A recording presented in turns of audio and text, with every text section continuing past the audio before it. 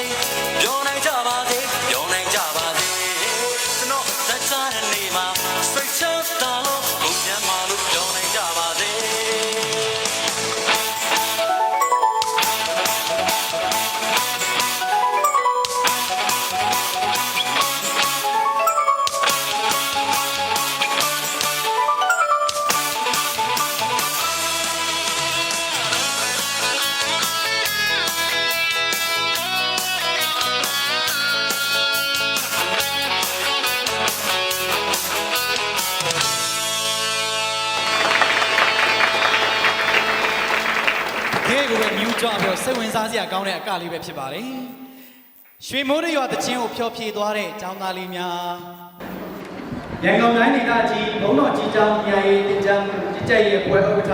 မယန်းကုန်းမြို့နယ်ပညာသိပ္ပံဘုံတော်ကြီးတင်ပြည်ရေးကျောင်းနဲ့လူငယ်မှုပြိုရေးပရိုက်တာကေအားရေးရာဏနေရာကကျောင်းဟုတ်ဆရာတော်အကမဟာတရမဇောတိကဒဇဗတ္တန္တပညာတမီအရှိမြတ်ကြီးမှာလည်းစုငွေ9000ကျပ်ရင်သာမျိုးဘုံတော်ကြီးတင်ပြည်ရေးကျောင်းနဲ့လူငယ်မှုပြိုရေးပရိုက်တာကေအားရေးရာဏနေရာကကျောင်းဟုတ်ဆရာတော်ဗတ္တန္တဒေသနိယဓမ္မစရိယ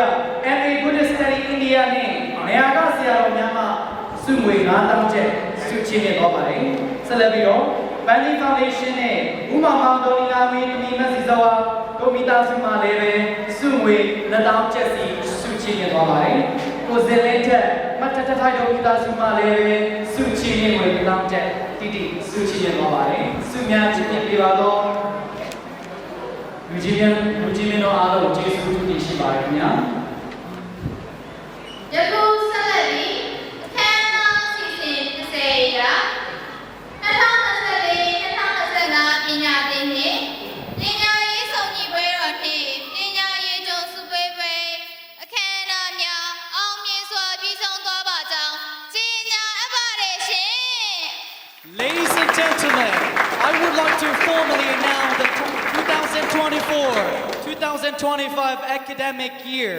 School Family Day celebration and academic award excellent award ceremony of Yinda Mu Monastic Education School has successfully concluded. Thank you all for being a part of this special occasion today.